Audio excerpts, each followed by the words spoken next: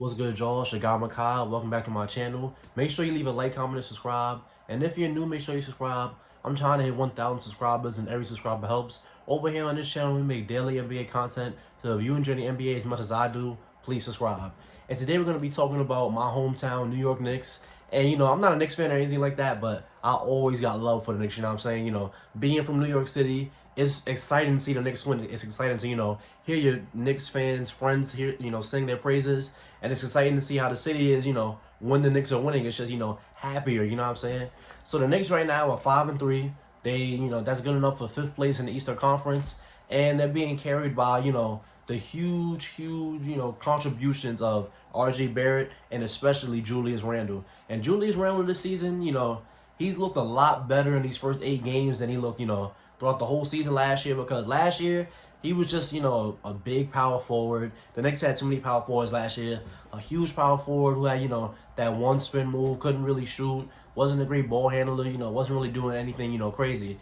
This year, though, under the new coach, Tom Thibodeau, he's really, showing that he's showing that he's perhaps improved because he's averaging a triple-double this season. Like, that's just plain and simple, just like that. Right? This season, he's averaging 23 points, 48% from the field, 34% from 3 on 4 threes a game. Now, 34% is, a beautiful percentage, but for a guy like Julius Randle, and, nobody really respects Julius Randle jump shot. So to shoot 34%, on 4 threes a game, that's high for Julius Randle. You can live with that right there. And then on top of that, he's giving you 12 rebounds and 7 assists. So he's not averaging triple-double, my bad. But he's giving you 12 rebounds and 7 assists on top of that. 7 assists per game from Julius Randle is insanity to me. And, this just goes to, to testify how good of a coach that Tom Thibodeau really is.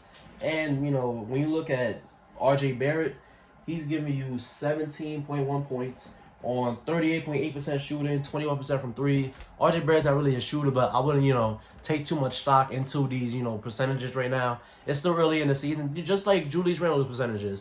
I don't think it'll hold up. I don't think he's going to average, 7 assists the whole way through. But for that to be going on right now is really a huge part in why they're 5-3. And then when you look at the other guys who's contributing, Alec Burks this season. Alec Burks, the guy I think used to play in Utah or something like that, or used to play in Philly. Alec Burks on the Knicks this season is averaging 20 points per game. 20 points per game on 53% shooting and 66% shooting from the 3 on 5 attempts per game. And that's just insanity to me. And, there's a lot of, guys contributing on this Knicks team. You got Austin Rivers. He hit some huge shots last night. He was really good in the fourth quarter last night. Austin Rivers can ball. He's coming off the bench. And, he's going to, do what he does best, which is score. And you got Emmanuel Quickly, the rookie. He looks well. He looks good because in that Hawks game that I watched down the stretch, he had a couple good shots, a couple good buckets. And, Emmanuel Quickly looks to be a good, late draft pickup for the Knicks. And another good guard for the Knicks. And, he can dribble. He's quick. Quick, but that's corny. But, yeah, he can just flat out score. Now, Dennis Smith Jr., he's only getting 17.6 minutes a night, and he's averaging 4 points, 20% shooting. Like, Dennis Smith Jr. is not really a factor this year. Kevin Knox is, getting 20 minutes a night, 6 points, 43% shooting. Mitchell Robinson is giving you 8 points, 8 rebounds. So, 8 points, 8 rebounds off the bench. And he's giving you, solid defense. That's what I really want to talk about with the Knicks this year because the defensive stats for the Knicks this year are insane. Right now in the NBA, right this second, the New York Knicks are 7th out of 30 teams in defensive rating. Their defensive rating is 106.2. That, is insane for the Knicks this year because when you really stop and look at who's on the Knicks, Mitchell Robinson, Kevin Knox, Dennis Smith Jr., R.J. Barrett, Julius Randle. Like, do you see the picture I'm painting right here?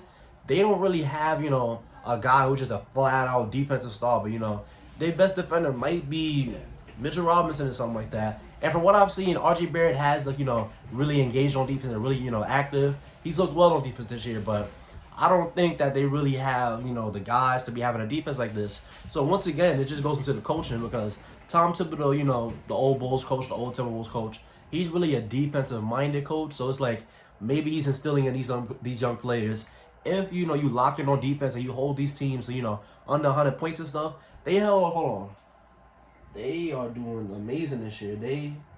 They held the Cavaliers to 86 points. They held the Atlanta Hawks to 108 points. And the Hawks are one of the best teams in the NBA.